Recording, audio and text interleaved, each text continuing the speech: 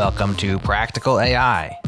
If you work in artificial intelligence, aspire to, or are curious how AI-related technologies are changing the world, this is the show for you. Thank you to our partners at Fastly for shipping all of our pods super fast to wherever you listen. Check them out at fastly.com. And to our friends at Fly, deploy your app servers and database close to your users. No ops required. Learn more at fly.io.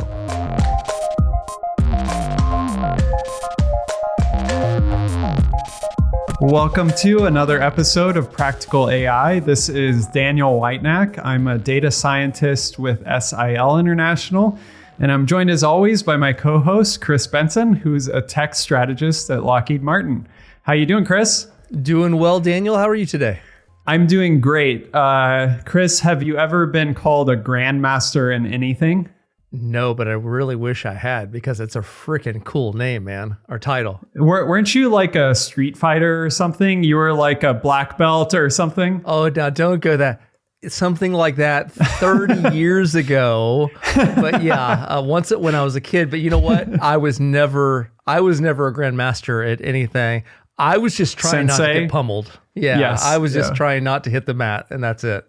Okay, well, today we have with us an actual grandmaster, a Kaggle Grandmaster, Christof Henkel, who's a senior deep learning data scientist at NVIDIA and a Kaggle Grandmaster multiple times. Grandmaster, by the way. Yeah, in multiple of the different categories. So welcome, Christof. It's great to have you here. Welcome, Daniel. Welcome, Chris. Very happy to be here. Awesome. Yeah. Well, for those that aren't familiar with this concept of Kaggle Grandmaster, could you kind of give us the briefing on what exactly that means, and in the context of also Kaggle? What generally, I think a lot of people are familiar with that, but just in case, what is Kaggle and what does it mean to be a Kaggle Grandmaster? Yeah. So what is Kaggle? Kaggle, I would say, is like a platform for machine learning in general. It started off as a platform for hosting machine learning competitions. That's how it became popular. But in like the recent years, it also expanded for like being a platform for discussions, being a platform for sharing notebooks. They're hosting millions of data sets. So they're trying to become really like the go-to community for every topic around data science. And it's free to register for everyone. And they also provide some free resources where you can run code and try different stuff on competitions. And on this platform, they introduce different tiers in order to gamify a little bit. So to incentivize users to post content or to participate. So there are 4 different areas in which you can reach like different levels. So there are like competitions, which is like the most famous one. But there's also notebooks where you just progress by sharing notebooks with others. And the progression is based on upvotes on your notebooks. Then there are discussions, which work in the same format. So you post an answer to a question or you post an interesting topic. You can also post just memes and generate upvotes in this way. And then there's data sets. So you can also post an interesting data set or a data set you think might be helpful for others. And then people can upvote your data set. And by this, you progress. And you basically progress by earning medals. They're like bronze, silver, and gold medals in each of the 4 areas. And then with these medals, you can reach like different tiers. So you start with as a novice, I think, then you're contributor, expert, then at some point you're a master. And like the very last stage is a grandmaster. And to put that into perspective, so from the 10 million users that are registered on Kaggle, there are 280 competition grandmasters. So it's really like the elite of the elite, the top-notch people in their area, I would say. So I have to ask, because we were talking about it, which of the 3 categories are you a grandmaster in? And what's the 4th one that you're not? And of course, I'm going to ask you, when are you going to become a grandmaster in the 4th one? So I'm a grandmaster in competitions, and that's the most difficult one. It indeed. Then I'm a grandmaster in notebooks, because I shared some high-value notebooks. And then I'm also a grandmaster in discussions because I like to discuss stuff. That's also why I'm here. Okay. But I'm not so fond of curating data sets and uploading data sets. I can't blame you. That's why I'm only a beginner in the data set. That would be the one I would choose first. See, that's Daniel. Daniel loves to do data grunging and stuff. It's sick. That's terrible. But I understand. I give you a pass on not being a grandmaster in the fourth one there. What got you into Kaggle in the first place, and what was the journey like towards where you're at now? Some people might just be jumping in on Kaggle and like trying things, and they have like a vision of how far this could go. But what was the journey actually like for you? I think it's quite interesting because my journey began right in the last months of my PhD. So I did a PhD in mathematics, and in the last few months, so after I sent out everything and I just was waiting for my defense, there was suddenly some free time and also free weekends I wasn't used to during the PhD. And I was also always curious about the AI topic. So back then it was like 5-6 years ago. It was not so hyped as now, but it was like rather a niche area, what are neural networks and so on. So I was just curious about that, watched some YouTube videos, started a Coursera course on like what are neural networks and so on. And due to that, I quite quickly found out about Kaggle and then just started with my first competition right away. And since then, I'm booked in the system. And how long has that been? 6 years now, I think. And during those 6 years, also my professional life progressed more and more towards machine learning and deep learning and data science. So 6 years ago, when I joined Kaggle, I was working as a risk analytics consultant. So I had nothing to do with machine learning. I had nothing to do with data science. I programmed a bit on risk models. So I had some background in like R programming or MATLAB, but I never used Python before. And then due to Kaggle, also my professional career shifted towards machine learning and deep learning. Until right now, I'm working as a deep learning data scientist at NVIDIA, which is like one of the top-notch companies in this area. Yeah, that's like the gold standard of jobs in the AI world right there. So do you feel like the experiences on Kaggle and your success there, in what ways did that kind of contribute to your own sort of career advancement and your understanding of what you wanted to do as your career advanced? Yeah, it really had like a lot of impact. So step by step, I moved into the position I'm right now. So when I started, I was doing Kaggle like before and after work a bit, not too much, like half an hour after work, half an hour before work and on weekends. And then I made some, and of course I did horribly on my first competitions because I had no clue of anything. But the nice thing is that you really progress step by step. So in the first competition, you do horribly. In the next one, you do badly, but not horribly. and then you progress more and more until you become better and better. I quite quickly realized that I have a lot more fun in like machine learning and deep learning than on risk consultant, just because you can be more creative, I would say. I moved within the consultancy company. I was lucky that they also had like a data science team. So I moved to the data science team there. And I had my first synergy effects between Kaggle competitions and what I learned there and what I was using in projects. So I could use my skills in the projects and I could also use skills I gained in the projects in Kaggle competitions. But that was 5-6 years ago. There wasn't much deep learning in the industry, especially in the insurance industry, where the focus was in my consultants company. So I was not challenged enough, but I wanted to do more and more in this field, and also my skill set grew more and more. So I decided to quit this job and found my own deep learning consultancy, just to have like even more synergy between projects and between Kaggle. Tell us a little bit about what that was like in those days, because as we've grown up with deep learning over the last few years, I would guess that at least in the beginning, it was a little bit challenging to land, engagements maybe, or was it, or did you have them from the start? Because I know for me, early in that phase, about the time Daniel and I started the podcast, as you know, people were like, deep what? Huh? So did you have any challenges in those early days that have obviously evaporated as the world has taken this on? Certainly. Not only in terms of projects. So people, especially the decision makers, I would say, they are really cautious about the, let's say, possibilities you can do with deep learning, especially like 5-6 years ago. There weren't any resources around. So I talked with customers about what amazing things you can do with like deep learning, and then they didn't have a single GPU they had access to. So that's like really like two worlds clashing against each other. So there were a lot of interesting and challenging problems around that.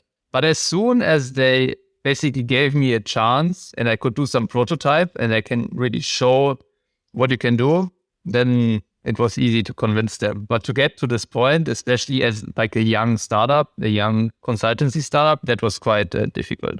So I definitely want to get into many things later on, but I'm also thinking about these people out there that are maybe, you know, inspired by your journey and wanting to get involved in Kaggle and other things. I'm wondering if you can like share a little bit about, because while you and Chris were talking about perceptions around deep learning that have shifted, also during that time, like the tooling around deep learning has shifted, and like the accessibility of maybe like thinking about 4 years ago, if I was to train a deep learning model for a Kaggle competition versus like being able to do that now, how have you seen that shift over that time period in terms of this sort of ability for people to, I guess people use the word democratize or whatever, the ability for people to hop in and do something advanced like that very quickly?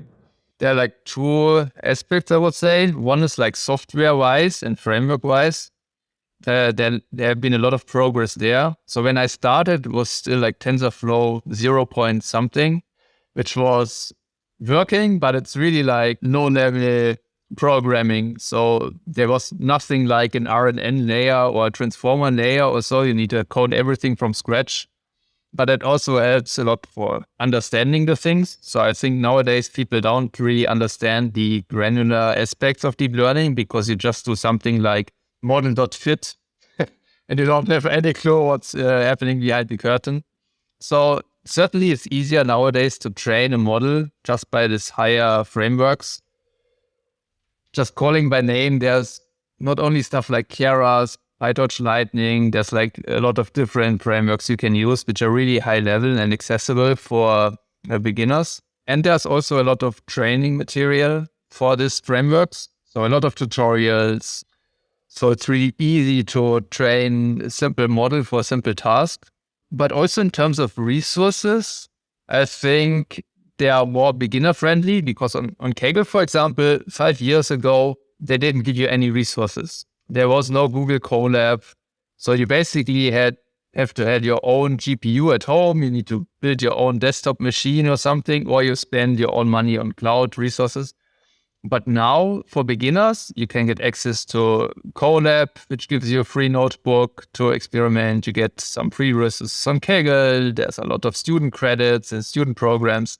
So it's really easy to start your data science journey, I would say. And there's also a lot of more material online where you can really teach yourself, I would say.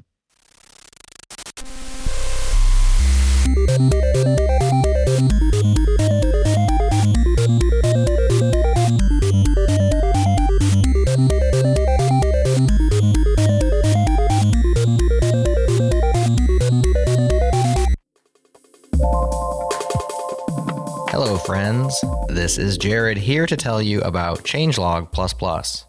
Over the years, many of our most diehard listeners have asked us for ways they can support our work here at Changelog. We didn't have an answer for them for a long time, but finally, we created Changelog++, a membership you can join to directly support our work. As a thank you, we save you some time with an ad-free feed, sprinkle in bonuses like extended episodes, and give you first access to the new stuff we dream up. Learn all about it at changelog.com/++. You'll also find the link in your chapter data and show notes.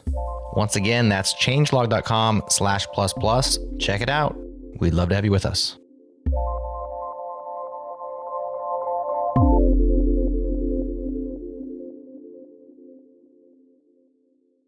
So Christof, as you were kind of leading in, talking about your entry into the world of deep learning and your career shift to accommodate that, and you're talking about kind of learning from Kaggle competitions and engaging in that, and then it was increasingly applicable in your professional life. Can you talk a little bit about how that happens? Like when you're thinking about a Kaggle competition and you're now working in a job in this field, how do the two relate? How are Kaggle competitions relevant to solving real business problems in a real job and getting that synergy? What is that like? What is the connection between the two like?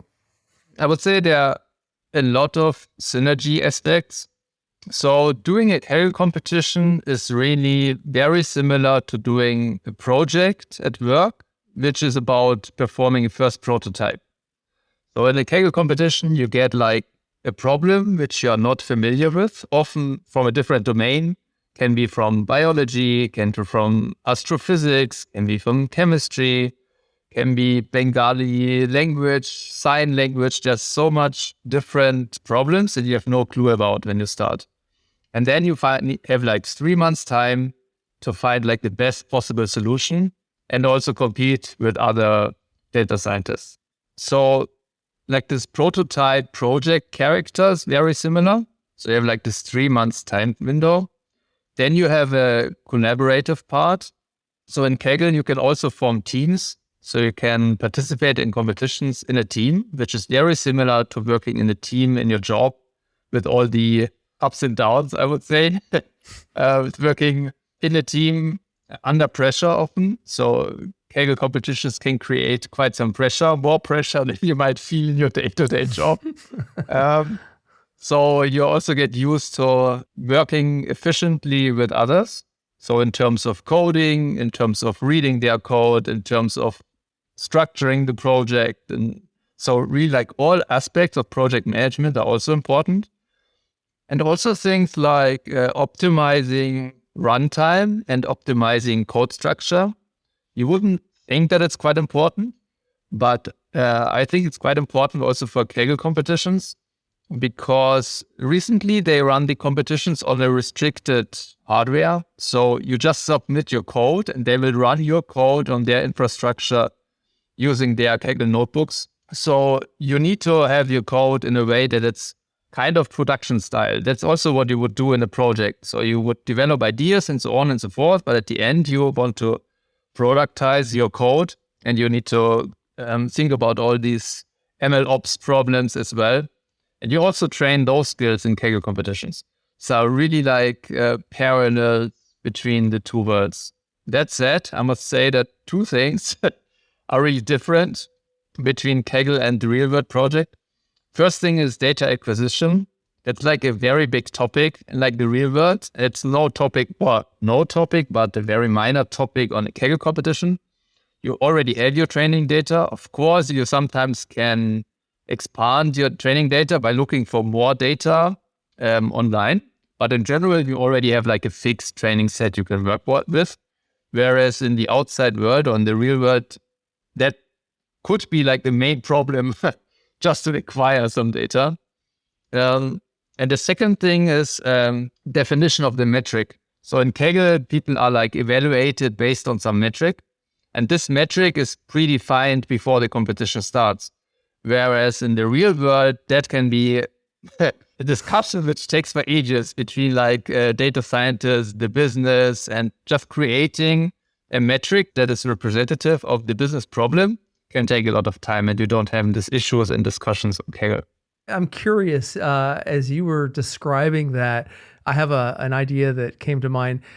So recognizing the limitation of you already have data provided and recognizing the fact that the metric is well-defined on a Kaggle team, and both of those are kind of optimal situations compared to the business world. But from the perspective of an organization out in the world, any organization that is keenly interested in data science and stuff, would forming Kaggle teams or participating in Kaggle teams be a good recruitment tool? Because if you can find people that are performing well on teams in that capacity, it doesn't check every box, for what the business world doing, but it kind of gives you a sense maybe of this might be someone who could fit in with us. We're going to throw the messiness of data sets and the messiness of metrics on top of that. But what do you think of that idea? Is that something that people might be thinking about in terms of trying to build data science teams for their organizations? Certainly. I think that would be a great idea if people do this. And some companies already use Kaggle as a hiring tool. So in order to run a competition, those competitions are sponsored by someone. And there are sometimes companies who sponsors a competition, but also tell the participants that they are hiring. And that if you are finishing like in the top spot, you can apply for a position there. So getting a position is kind of part of the winning prize sometimes. So they already see that Kaggle is very good for finding good candidates. But as you said, you could also, and Kaggle nowadays even offers the concept of a community competition where you host the competition by yourself without any Kaggle interference. And you could do this as kind of an assessment center for filtering potential hires or see how they interact on a problem or see how they work together. There are also, so normally Kaggle competitions are like 3 months or so, but there are some formats, for example, Kaggle Days, which is like conference type of thing. They host like this conference-specific competitions and they just go like one afternoon. And people get like a simple data set and they have one afternoon to get like a good solution. And they could definitely see how this would benefit an assessment center, for example, because they really see like the whole range of skills people can bring to a company. I have to ask, of the sort of competitions and the notebooks that you've contributed to Kaggle, maybe the discussions too, what are some highlights for you? Like of all the things that you've done, what are some highlights of the things maybe either you're most proud of or that you would like to highlight? I would say most proud of certainly are the Google landmark competitions. So there's a competition which was hosted 3 times yearly by Google. And this is about classifying popular landmarks. So you have a data set of 5 million images. So it's really like large scale. And in this 5 million images, you have 80,000 classes. So 80,000 different landmarks. And you need to classify between those landmarks. And the difficulty, especially there, is that for some landmarks, you only have 1 or 2 images, which makes it quite complex to classify. And another complexity is because some landmarks are quite like looking differently from different angles. You can think of a museum, for example. People take a picture outside of the museum. People take pictures within the museum, and you still would classify it as the same landmark, for example. So the competition is quite tricky, and I was able to win it 3 times, and 2 times of that without a team, so just solo. And that's something that's even harder in doing Kaggle competitions. So without participating within a team, but soloing, that brings a lot of additional, let's say, mental stress because you don't have a team you can talk about your problem with. You're just like isolated, working on a problem for 3 months with like high pressure and so on and so forth. So that brings another level of like mental component to the game. So I was quite proud that I could win 2 of those, or win 3 competitions and 2 of those without any team. So I'd like to follow up on that. What is your talking to people out there that might be, either already participating in Kaggle, but, not at the level that you're at, or thinking about jumping in? What are some of the attributes that and I want you to take a moment and harp a little bit on yourself. I'm asking you to, and say, what are you bringing to the competition, do you think, that really has given you an edge in getting to that Grandmaster level and being so competitive at that level?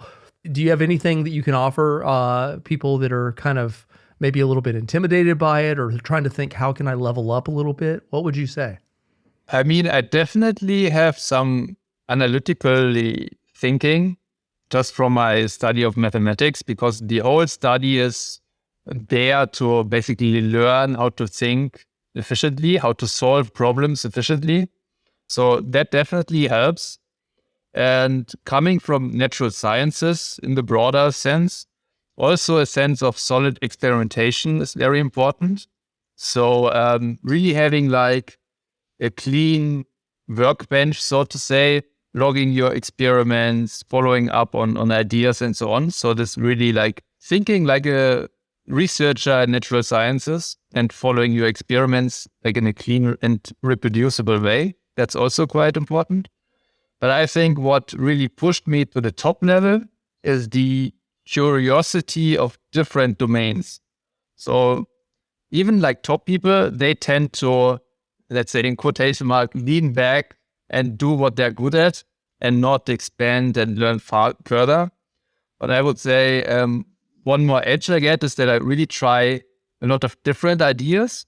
And at the end, in different areas, I try to explore like very different competitions, very different domains. And at the end, every now and then I can leverage from something that you would think has nothing to do with the other, but you still can leverage some ideas and apply some concepts. So for example, you can transfer knowledge from audio classification to biology or to astrophysics, or from NLP to computer vision and vice versa.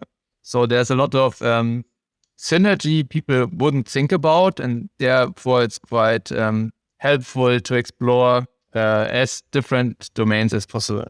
You alluded to this a little bit in what you were saying about used to with Kaggle competitions, maybe you had to build your own machine with a GPU in it to sort of operate in that. Now there's good resources with GPUs, but I'm wondering from your perspective, both as a competitor and a grandmaster, but also as a really senior data scientist at NVIDIA, how do you view kind of GPU acceleration as kind of important and playing a role in Kaggle competitions? Probably most people think about it in terms of training a model.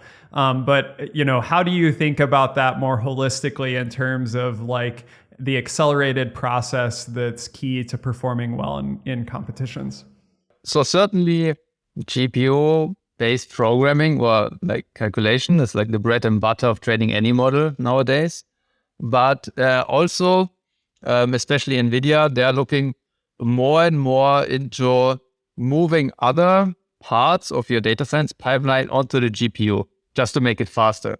And especially for Kaggle competitions, the speed of which you can run your stuff and try ideas is very important. So when a lot of people like on the top level compete against each other, one of the edges you get is when you can do more experiments than the others, which are just bound by, of course, your ideas. But most of the time, I'm not running out of ideas, but I'm running out of time when the competition ends.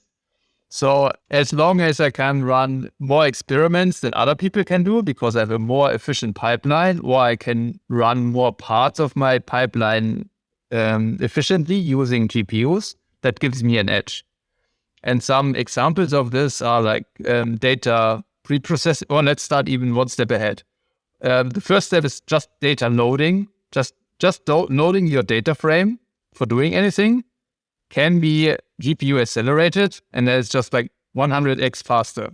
So every time you're working on the problem, you get a 100x speed up just in the step of loading your data.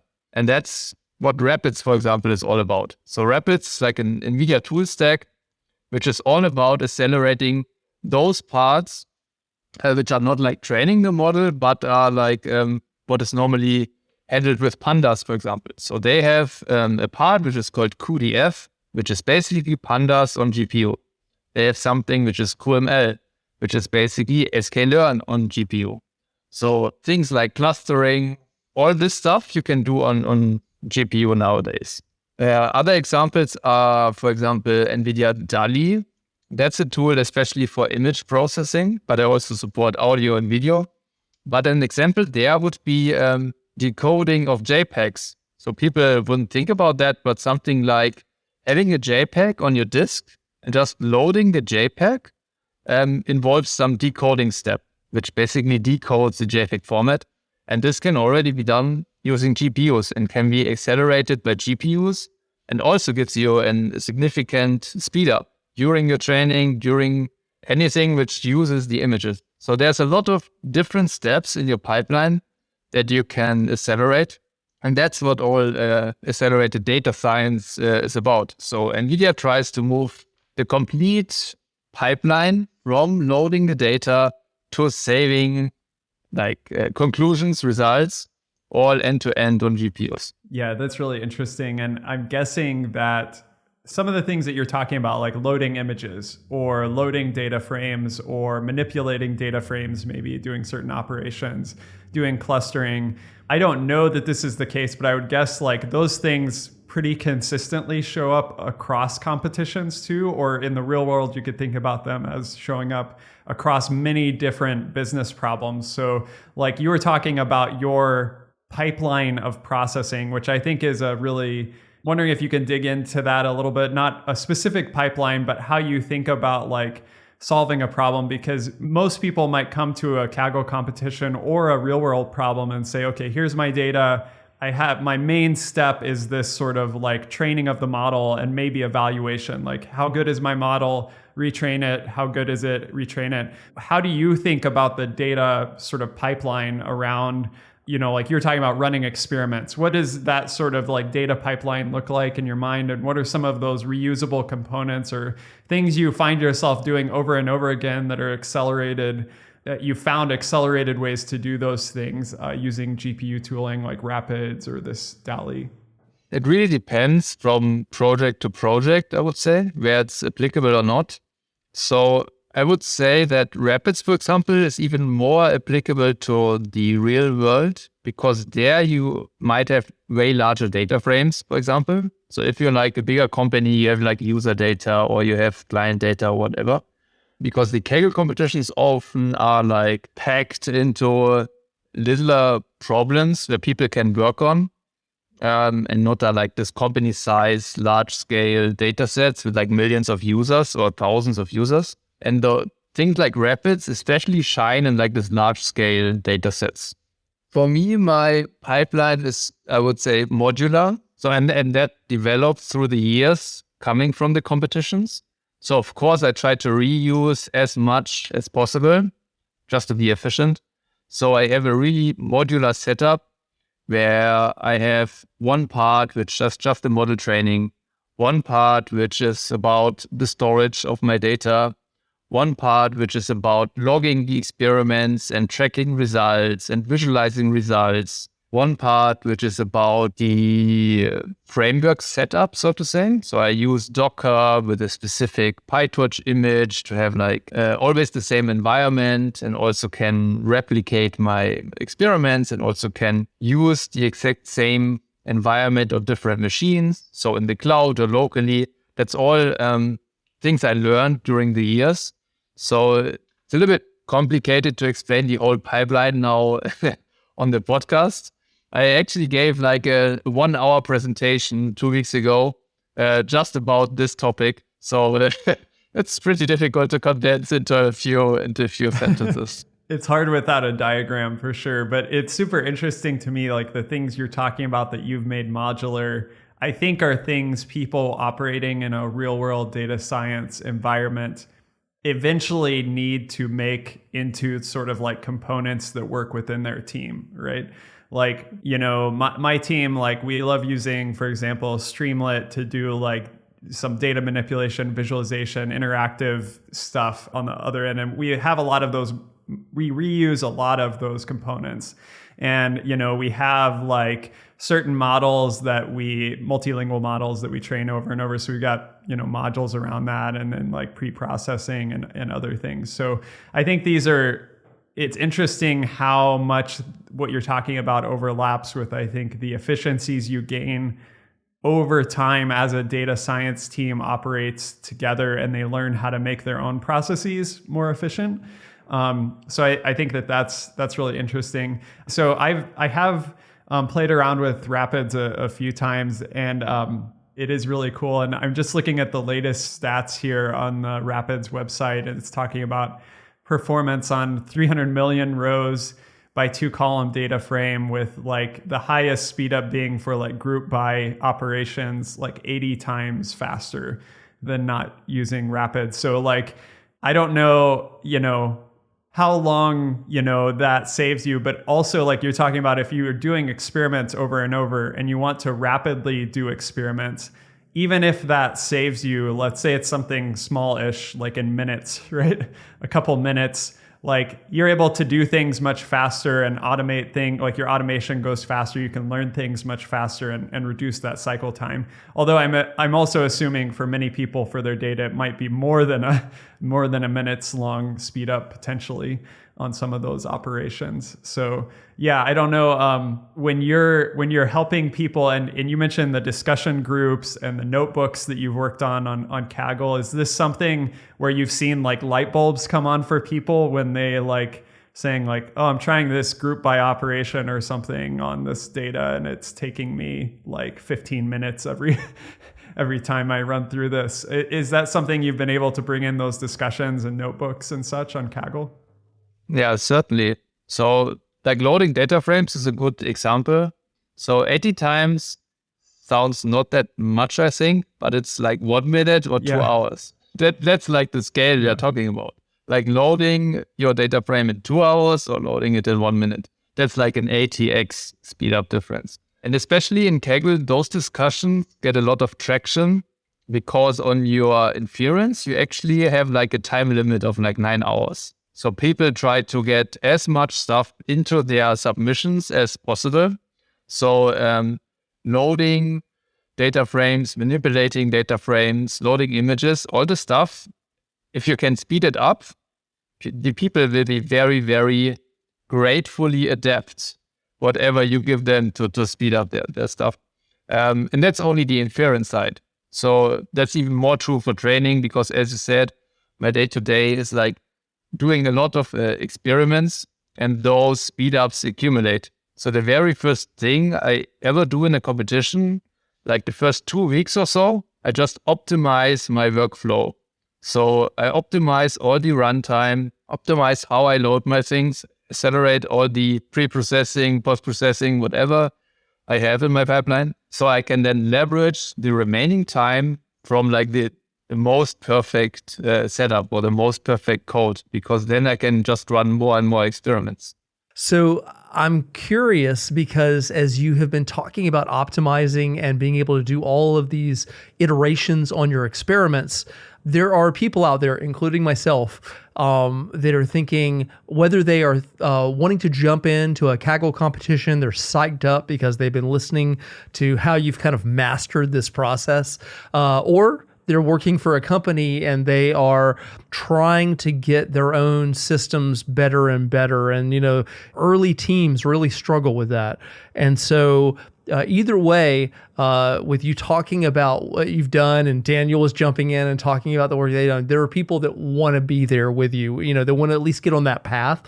Do you have some concrete recommendations on somebody who's at the beginning of that and they're like, okay, I'm doing data science, but my God, it's taking me a long time to get through each iteration, and I'm listening to this Grandmaster just cranking out productivity so fast. What are a couple of specific things that you would say, go do this and that, recognizing that they'll find their own path forward, and they'll make their own adjustments, but how do they get on that path to begin with? The first thing, and I told this several times, is just to start your very first Kaggle competition. So you go to kaggle.com, you look through the ongoing competitions, which is like 15 to 20 ongoing competitions. And it just shows any topic you find interesting. You don't need to be an expert in this topic. You don't need to even know about the domain or something. But just starting is like the first step. And as soon as you start, just by the sheer amount of knowledge which is shared within the forums and the notebooks, you will see that you learn very, very efficiently how to improve your code, how to improve your skill set. And you get like immediate feedback on the leaderboard, for example. or on discussions. If you add like a comment and it doesn't make sense, then people will tell you. If it doesn't make sense, people will also tell you and thank you. So that the leaderboard is very like an objective way in seeing your performance and seeing your progression. So that's the very first advice I would give someone. Try to find an interesting competition and just start. There's basically nothing to lose. You just can gain knowledge. As said, you will perform poorly on your very first competition, no matter where you come from. But just starting is like the first step. And as you start, I think the best advice is that you start simple as possible, and just try to progress from that. You start with a very simple model with a subset of the data, or with like images which are downsampled to a low resolution, just to find like an efficient pipeline and to work on your code, because all this is like an investment for the future, and all this gives you an easier setup to work on and to improve on. Yeah, really good advice. I think that part you talked about like spending a couple weeks optimizing the sort of inputs, outputs, and those portions of your pipeline so that you can really put a lot of your focus on fast iterations on the model or that middle bit. I think that's really, really good advice. This has been a really fascinating competition. I have a long way to go to be a grandmaster, that's for sure. But as we wrap up here, this discussion about accelerated data science and the Kaggle competitions, what are you excited about sort of looking to the future? You mentioned that you're curious about all of these sorts of different domains. You've worked on a lot of different problems. What really excites you right now as you look towards the future in terms of things that you want to try, or just in general things that you're excited about in terms of the tooling or the community around what you're involved with? I would say in the short term, I'm definitely excited about or interested in how AI will support my work. So something like GitHub Copilot or other natural language models which help me code. I haven't tried them much, but I think that in like the near future or the short term, those tools will support our everyday life in some way. But I'm even more excited in like the long-term prospects, like what will happen in 10 years and 20 years. And that's really excited, because if you think back like 10 or 20 years in terms of AI and what systems could do, and where we are right now, and you extrapolate that into the future, that will be very exciting and amazing. What will happen then? Yeah, I think that's a great way to wrap things up. Thank you so much for joining us, Christof. Really looking forward to following your progression and the things that you work on in the future, and the great things that continue to come out of NVIDIA. So thank you for your work, and thank you for taking time to join us. Thank you for having me.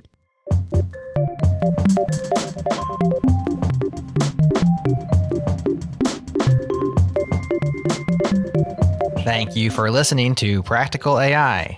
Your next step is to subscribe now if you haven't already. And if you're a longtime listener of the show, help us reach more people by sharing Practical AI with your friends and colleagues. Thanks once again to Fastly and Fly for partnering with us to bring you all Changelog podcasts. Check out what they're up to at fastly.com and fly.io. And to our beat freak in residence, Breakmaster Cylinder, for continuously cranking out the best beats in the biz. That's all for now. We'll talk to you again next time.